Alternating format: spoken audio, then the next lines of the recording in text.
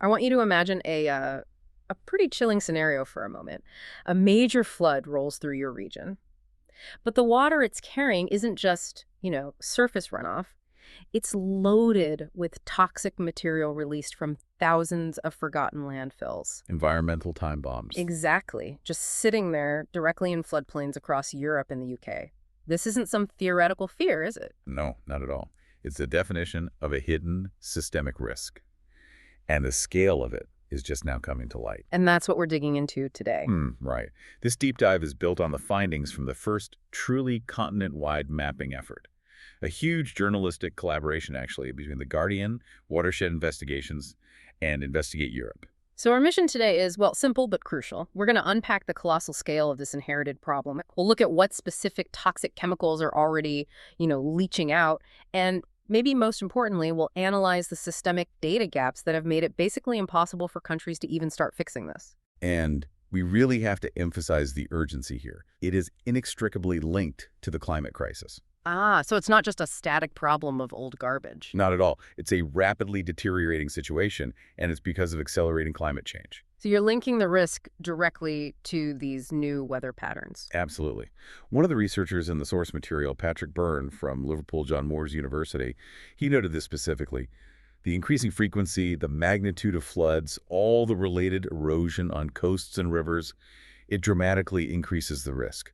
So the climate is basically unlocking these old dumps. It's providing the mechanism, yes, for all this historical waste to just wash into the environment, undoing decades of neglect in a single storm.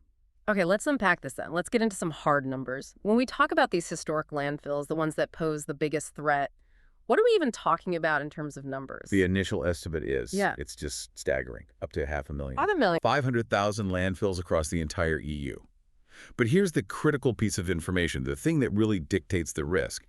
Roughly 90% of those sites predate a crucial piece of legislation. The 1999 EU Landfill Directive. Exactly. Okay, so that 1999 directive, that's like the essential environmental line in the sand. For people listening, what exactly changed that year? Why are the pre-1999 sites so much riskier? It was a complete regulatory shift. Before 1999, the common practice was essentially, dig a pit and dump. Simple as that. Simple as that. There were few, if any, mandatory pollution control measures. So that means no landfill lining, no systems to collect the toxic liquid runoff, the leachate, and certainly no gas capture. So that 90% figure, which includes over 22,000 sites in the UK alone, Right. that represents unlined, unprotected pits full of who knows what. Mixed, often hazardous waste. Modern, well-managed sites, they have containment systems, they pose a low risk. But the historic ones are the core vulnerability here. That makes that 90% figure just, well, terrifying. This isn't about old trash. It's about containment failure on a massive scale, just waiting to happen. So if we look at the sites, the investigation did manage to map, what was it, about 61,000? About 61,000 across the continent, yes. What percentage of those are sitting in flood-vulnerable areas? The mapping revealed that 28% of those identified sites are in flood-vulnerable zones. So nearly 1 in 3. Nearly 1 in 3. But this is where the problem just scales up dramatically. Because 61,000 is only a partial picture. The hydrological monitoring suggests the true number of high-risk sites could be as high as 140,000. So we know of maybe 60,000, but suspect it's more than double that, and 90% of them have no modern protection. That's the situation. This isn't just an ecological problem then. It's a massive financial liability that no government has really budgeted for. Largely because the data is so incomplete. And the consequence of that is immediate, especially when you think about water. Over half of the mapped landfills are in areas where the groundwater already fails chemical quality standards. Wow, so that suggests they're already leaking. It's a direct statistical correlation. These historic landfills are current, active contributors to chemical contamination. And how close are these leaching sites to the water we actually drink? Alarmingly close. The investigation found almost 10,000 landfills were located inside designated official drinking water zones. And that's just in the handful of countries they surveyed properly? Yes, just in France, the UK, Spain, Germany, the Netherlands, and Italy. And this includes areas supplying public drinking water. But why? Why was the proximity so extreme? Was there just no regulation preventing someone from dumping next to a vital water source? Well, fundamentally, yes. Before the modern environmental movement, the main considerations for a landfill were practical. accessibility, land cost, how close it was to the town generating the waste. Environmental protection just wasn't on the radar. Not as a regulatory priority, no. And when you zoom in on just England and Wales, over 4,000 of those sites inside drinking water zones are the historic, unlined ones. Which just amplifies the risk. The lack of foresight decades ago is now a ticking public health concern. It really is. Okay, so that brings us from the structural risk, the flooding, to the actual inventory. What specific toxins are we talking about here? It's much worse than just plastic bottles, isn't it? Oh, much worse. It's a full chemical cocktail. You have the physical debris, sure, plastics, tires, building materials, but the main danger is the hazardous chemical waste. We're talking toxic heavy metals, polychlorinated biphenyls or PCBs. Highly toxic industrial compounds. Very, and crucially, those notorious forever chemicals, PFAS. Let's just pause on PFAS for a second, because that's a term we hear a lot now. For anyone listening who isn't familiar, what does forever chemical actually mean when a landfill breaches? It means they are persistent. PFAS are man-made chemicals used in everything from, non-stick pans to firefighting foam. When they get into the environment, they essentially never break down naturally. So if a flood washes them out, They will accumulate in groundwater, in soil, in our bodies, posing health risks for generations to come. And this is where the physical evidence from the investigation really hits home.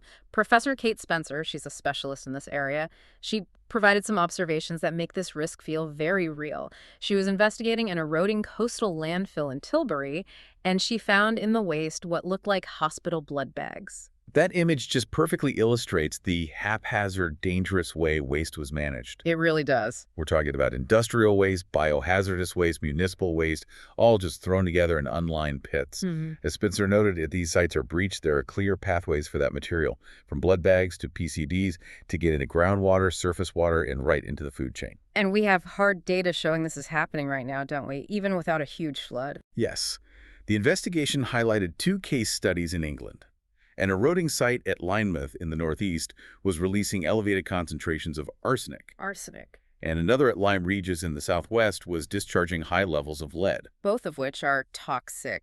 Heavy. Exactly. And their discharge into coastal waters is a serious current risk of ecological harm. This isn't a future scenario. It's happening now, and it's only going to accelerate. And this risk, it's not distributed equally across society, is it? Not at all. The sources show that while about 80% of the British population lives within 2 kilometers of a known landfill, there's a huge social justice angle here. Yes. The study found these historic high-risk sites are disproportionately located in the most deprived parts of the country. So these communities are effectively bearing the brunt of this historic pollution. Now, to be fair, the UK Health Security Agency did state that living near a well-managed modern site doesn't pose a significant health risk, but they made a very important distinction. They did. They stated that the health picture for the historic unlined sites is less clear. And why is it less clear? Because of the lack of data. The complete absence of accurate records about what was dumped, how deep it is, everything. Which leads us right to the systemic failures blocking any real action. I mean, in the age of satellite mapping and GIS, why can't governments across Europe centralize these records? Is it just inertia? It's a combination of things, but fundamentally, it's a colossal institutional failure of accountability. The deeper issue here is that the EU institutions lack centralized records, and the data they do get from member states is fragmented, inconsistent, and often inaccessible. Professor Spencer described it as the worst possible scenario. She summarized it perfectly. She said, "We have inadequate records, differences in ways of categorizing these sites, and that makes it really difficult to deal with." And she's right to call it the worst scenario. Because most landfills might be fine, but you only need a small number containing really toxic chemicals to cause a major crisis. And the fact that we don't know which sites those are, that is the true time bomb. Let's go back to Patrick Byrne's summation of this, because he connected the data deficit to the action deficit so well. Yes, his point was simple but brutal. He said, we don't and won't know how much risk there is until you can identify where all the landfills are, what is in them, whether they're leaching. And if our water treatment processes are even filtering them out. Right. The knowledge deficit directly prohibits any kind of effective risk management. So, given this massive information gap, what are the official bodies saying? How are they responding? Well, the European Commission's response focused mainly on current regulations. They said that under the Drinking Water Directive, water quality has to be ensured at the tap. Which shifts the focus back to monitoring the water, not proactively fixing the source. Pretty much. It means member states are obliged to act if the limit values are exceeded. And what about in the UK, the Environment Agency? The EA confirmed they're working on a multi-year program to improve evidence on PFAS pollution sources. They're specifically looking at the contribution of PFAS from landfill leachate into a limited number of sewage works. So there's some recognition, but it sounds incremental. It sounds like tracing symptoms rather than eradicating the source. Which feels like a very long-term approach to a visible, immediate threat. Especially when you look at the coasts. The coastal threat is the most tangible risk, for sure. The analysis found 335 landfills in coastal erosion zones just in England, Wales, and France. And across the continent. 258 landfills are within 200 meters of the coast. That puts them at immediate risk from erosion or a major storm surge. And Professor Spencer called this the tip of the iceberg. Because official mapping often fails to account for the speed and scale of climate-driven erosion. And the impact isn't just on us. Over 2,000 European landfills are located inside protected conservation areas. So toxic chemicals and tons of plastic are washing directly into critical wetlands and wildlife habitats. Precisely. That leads to plastic accumulation, persistent chemical contamination, and the bioaccumulation of toxins in wildlife. The environmental damage is just compounded. So we've covered historic failure, climate acceleration. But this isn't just a historical issue. We also have to talk about illegal dumping. Right, because the cost and difficulty of legally disposing waste drives a criminal element.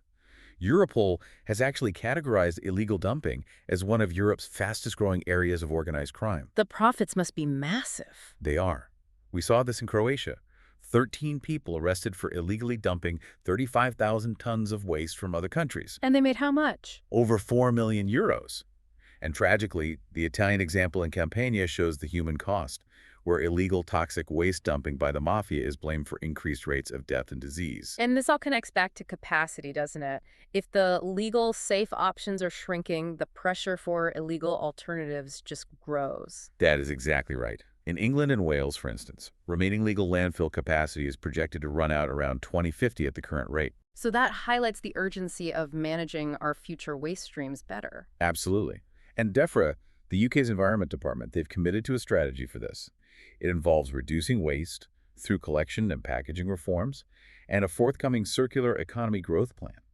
The goal is more reuse, more recycling. That's the necessary long-term solution. But let's bring it back to the immediate emergency. What are the 3 essential takeaways you want everyone listening to hold on to from this deep dive? Okay, first, the sheer volume. That 90% of pre-regulation unlined sites sitting in flood zones. That's our inherited liability.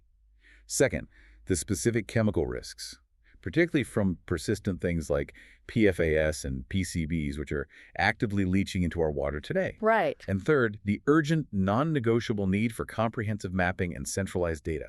We have to fund the remediation of priority sites like the 1,200 high-risk ones already identified in England and Wales. It really forces you to acknowledge that, in a very literal sense, we often are, as Professor Spencer put it, living on a garbage dump. It does. And given those huge data gaps we've talked about, the final thought for you to consider is this. The true risk isn't just the next flood, it's the cumulative effect. The essential next step is understanding the combined risk of climate change and pollution release at all these historic sites, not just the ones on the coast. So what does that mean for our future, for community planning, infrastructure, public health? It means we're trying to plan for the future when the foundational knowledge, where all the most toxic materials are buried and what they are, is still fundamentally missing. That lack of knowledge, that is the real time bomb we need to defuse.